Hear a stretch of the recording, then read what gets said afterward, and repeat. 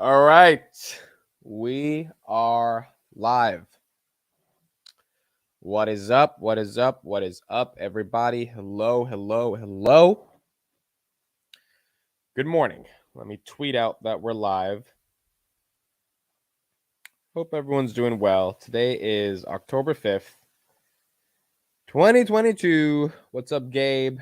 Bacon. This month is my birthday month. So October is a very heartwarming month for me because it's October. Lars, what's up? What's up? What's up? Let's put this up. Live market open. Woo! Okay. Hello, hello, hello. Chris, what's up? Cameron, what's up? Stevie, Damien. When's your B-Day? B-Day is October 27th. B-Day is October 27th. Okay. Yes, we've got a lot to talk about. Missed you yesterday. Yeah, I'm sorry. I couldn't do yesterday, open or close, but I am here today. Everclear, what's up? Trading with Demi, what's up? David says, as much as I want this to be a real rally, I feel it's fake. Where's the good news to tell us it's over? Well, let's get into that right now. Yesterday felt amazing looking at my portfolio. You should go to Vegas again. Guys, I hated Vegas. Vegas was not. It's too much gambling and drinking. Not enough hustle and bustle. I'm used to the hustle and bustle of Joycey, you know? Yesterday felt amazing in terms of the market. I mean, I bought the dip decently over the past couple of weeks. Not like a crazy amount of money, but enough to say that I bought the dip. And I was up on a lot of my investments yesterday. Of course, I didn't get too high because I was like, you know what? It's probably not going to be some sustained rally that's going to last forever. Like there's just, it's unlikely that's going to happen. So SoFi down 2.4% pre-market. Credit Suisse down 6.2% pre-market after being up 12%. Apple being down 1.4%. SPY 373. Now the S&P has recovered decently well, I would say. It was trading at 357 at one point. So it had a nice bounce, but it is also, not doing the best. Google went up to 102, now down to 100. Meta back down to 138. The reason I believe the market rallied yesterday is because they were kind of just tired of being, they felt like they were oversold. The problem is we haven't had that crazy crash or that crazy pseudo recession yet. So, we might have to still get that before anything. Like if we keep rallying, it might seem like a soft landing, whereas in reality, that might not be the case. Nate, what's up? Dontons, what's up? Patrick Shoemaker, what's up? Jason, what's up? Would not be surprised to see 3,700 this weekend. And I'm confident to say 205 by the end of the year. Wow, you got Tesla at 205? Tesla 205 seems rather bearish, I would say. Chicken Genius came out, and he's a very big Tesla dude. And he says Tesla to 140 or 420 pre-split, which would be interesting, to say the least, if we get Tesla that low. I mean, Musk bought Twitter, right? We're looking at Twitter right now, $52. There's probably a little bit of analysis we'll watch on it in a little bit and talk about it. But to finance Twitter, he might have to sell some more of these Tesla shares. If he does, I don't think it's going to be the biggest pressure on the stock. Like, yeah, he's going to have to sell some Tesla. I don't know if that just collapses Tesla. He's already sold a ton of it so far. Why did Musk buy Twitter? You can put your reasons in the chat, but I think it's probably obvious. His lawyers were like, we don't have a case. You're not going to win. And we're going to go through an extended trial for no reason. You might as well just cough it up. Now, what is going to be made of Twitter? I don't know. Musk says he wants to get 1 billion users. Twitter has 200 million, and they've had 200 million really for the past 7 years. They have not grown in the context of users. In fact, they've overstated the amount of DAUs they have for the past 5 quarters since 2019. So it's like, how do you get people to use Twitter? I don't know. I love Twitter. I love using it. I think there's a lot of value there. I think there's a lot of financial people who care about stocks and get information using Twitter. But the average general person, for them to post something on Twitter and find value, it's a bit difficult versus TikTok or Instagram. Does Twitter introduce TikTok features, which, by the way, I think they were doing in some parts of the app, but like, I don't know if that happens. We should get a downside first before the end of the year rally. Hey, Amit, do you have a view? It's 700 million Palantir will pass over the 1.9 that they predicted for. Interesting. I don't know. Do I think Palantir will pass the 1.9 billion in rev? It depends on Q3 because I don't know how they're counting the 700 million. They might be counting it as they might amortize it basically over a long time, or they might count a majority of it in the quarter. I don't know, right? So I'm skeptical in saying they're probably not going to pass the 1.9 billion, but if they surprise us really well in Q3, Q4, then maybe they were sandbagging those numbers. Karp is going out every day saying US is growing like crazy. So, all right, if you're new to this channel, you know what's going on. Well, you don't know what's about to happen. If you aren't new to the channel, you know what's about to happen. On October 5th, 2022 at 9:30 a.m., the stock market in the United States of America is officially open.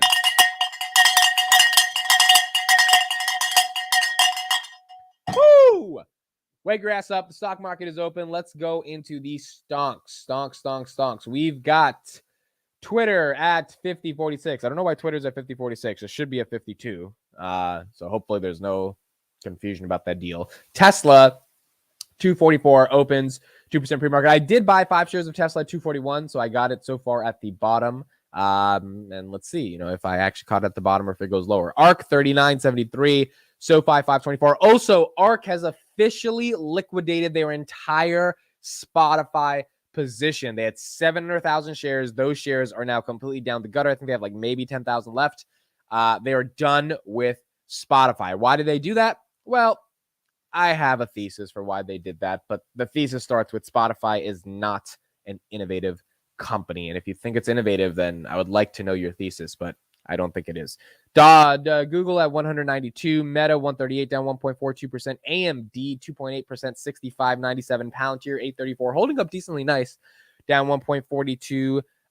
Snowflake and Wejo. So Wejo down 1.15, up 0.8%. Snowflake down to 182. Snowflake was 170 last week, so a nice little recovery from there. Nvidia 128, recovering up from 122, which it was about 2 days ago. Spotify at 92, still pushing up from 89, even though ARK liquidated the position. So someone bought those Spotify shares that ARK sold. Coinbase 72, TDoc 27, Square 61. Yeah, it's a red market. It is a red market. Ricardo, what's up? Joel, what's up? Elon going to trim some fat at Twitter. Oh, I think Elon's going to do a lot of things at Twitter, man. He's going to get rid of a lot of random stuff. Pissed Rocket Lab is going up. I was going to grab some at 406 today. Cathie has been buying Rocket Labs as well. Where do we have it? 464 right now. What's the 52-week low on this? 353. Interesting. Rocket Labs is not it's looking exciting, Joel. I'm not going to lie. I have been so lazy as in I've been so busy that I've been lazy that I haven't been able to dive into what the hell Rocket Labs does. But I'm going to try to look into it the more I get a chance. Any guess for the bottom on Palantir? I'd say 5 is not crazy. It's possible, but it like, again, the macro has to really go down to like 3,200 on the S&P for all that to happen. Any plans to cover UiPath stock? It's also one of the top. Yeah, I never got into UiPath. I've heard about it. I probably should do some more research into it. I'll put it on the list. I need to do more research on it. Let's go into the talking heads and see what's happening. First of all, what were your guys' first thoughts when you got the update that he was buying the thing? He was buying Twitter. Because yesterday was like 10:30, they sent out the update. And literally I was just like, what? He's buying Twitter? Twitter. That's like insane. It's just It's just what. Also, OPEC is cutting production by 100,000 barrels a day of oil, which isn't the best news either. All right, let's listen to someone talk a little bit about Twitter, then we'll move on from here.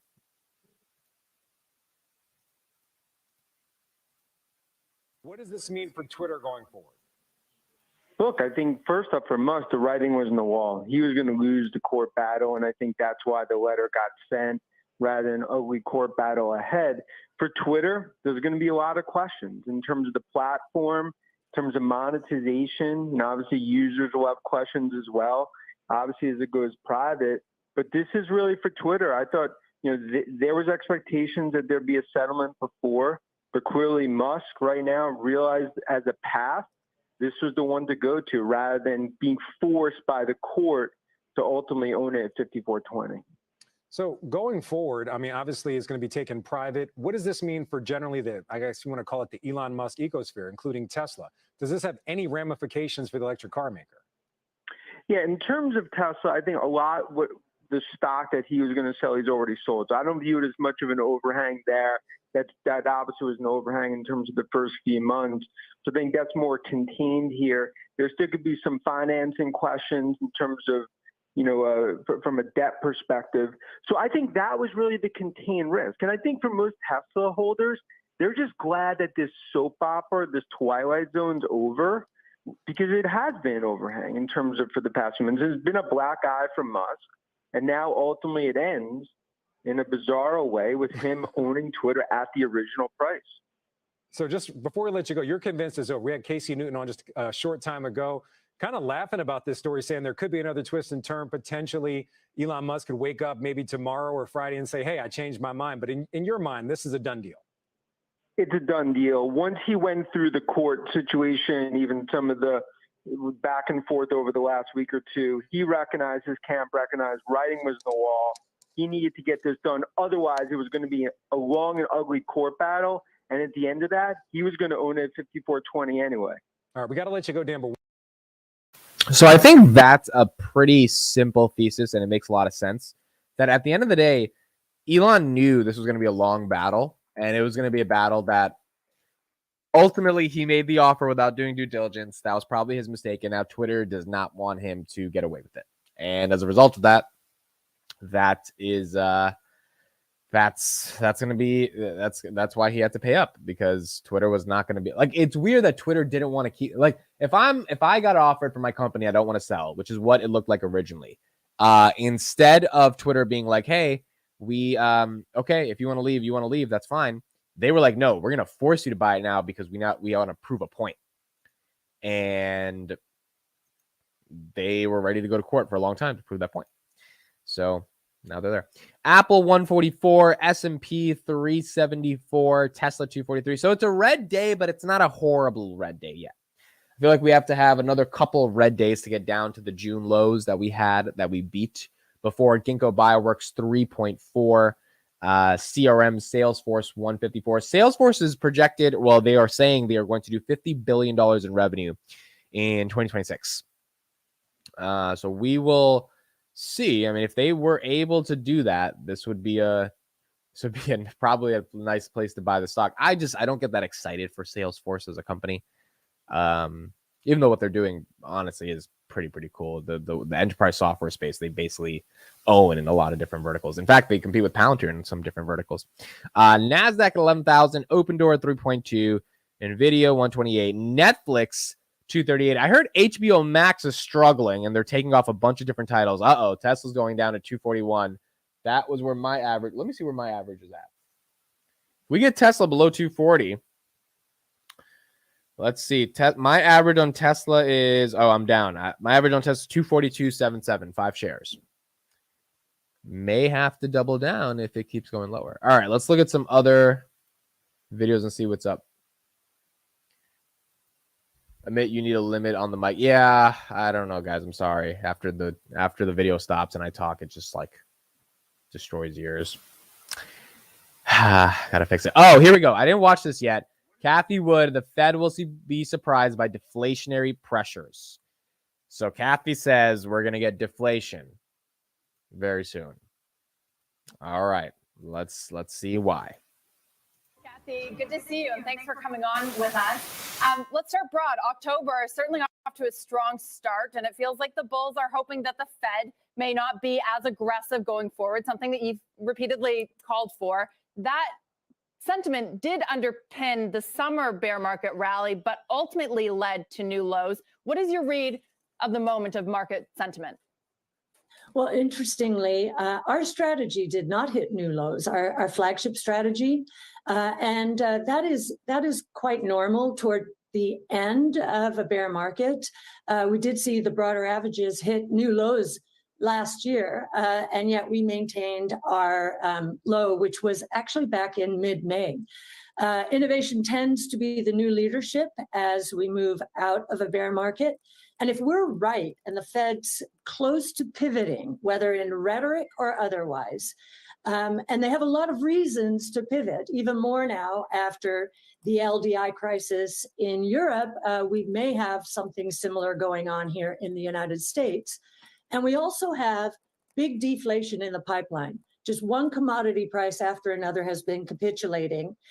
So that's at the beginning of the pipeline. And then at the end of the pipeline, we have inventories overwhelming companies, and we have a consumer that is not playing ball as much as he or she was before. So we think this holiday season is going to be quite tough and is going to include a lot of discounting. We believe that the Fed is going to be quite surprised at the deflationary pressures that start hitting the headline inflation numbers during the next 3 to 6 months. So, Cathie, are you anticipating an actual pivot or a pause? Does that happen sometime next year after what you say may be a rough holiday season? I mean, even though the Fed has said that they remain determined, they need to see more of this. Do you think that that's possible? I think that the Fed is looking not just at the economy now, which is pretty weak. And if you combine that with the notion that our major trading partners are in recession, I'm sure they're on guard. But there are also signs that there's distress out there in the financial services sector. We've been watching the credit default swaps of money center banks doubling and tripling. And in Europe, they're out to all-time highs. And so there are stresses and strains in the financial system that I believe have begun to show themselves, first with the LDI crisis in the UK. And the reason this is happening is we are experiencing a major financial shock. If you look at, Volcker is, Chairman Powell is invoking Volcker's name and his Keeping at It book title, because I think Chairman Powell thinks we have an inflation like we had in the 70s, 80s. Chairman Volcker increased interest rates from 10 to 20% in an inflationary environment. That's twofold. Chairman Powell and team have increased interest rates 13-fold from their lows. And we believe. So what she's saying there is when Volcker, by the way, sorry if it hurt the volume, but what she's saying there is when Volcker went from 10 to 20% on inflation, that was pretty dramatic, right? What Powell has done, given we basically had like negative interest rates in COVID 2020 and we've gone up from them, is gone up 13-fold. Now, the comparison is a bit different because, Volcker didn't do it after 2 years of Fed liquidity being pumped into the system and stimulus and all. So, obviously there's external factors that dictate why we've done it up 13-fold, which it seems like we need to do it because inflation is still at 8.4%. But she is correct that we've increased it more than we've increased it then. I just don't know if it matters given everything is so different from 1970. I believe when history books are written that economists will be looking back at this saying, wow, what a shock to the system. And so I believe credit default swaps are going up for a reason, and we will find out what those reasons are over time.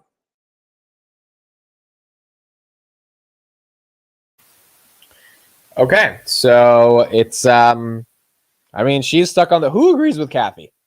I do not think we're seeing deflation in the next 3 to 6 months. I'm sorry. I don't think that's happening. Maybe, but it's going to be hard to see that. Palantir's Alex Karp did an interview as well. For those who didn't see it, I'm going to play a couple of clips actually from it.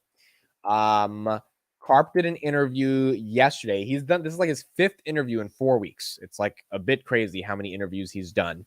But let's listen to a couple of clips from the Daily Palantir account, and let's see him talk a little bit about different things. It's pretty cool that he's doing a lot of interviews, and it's nice to see him be this public.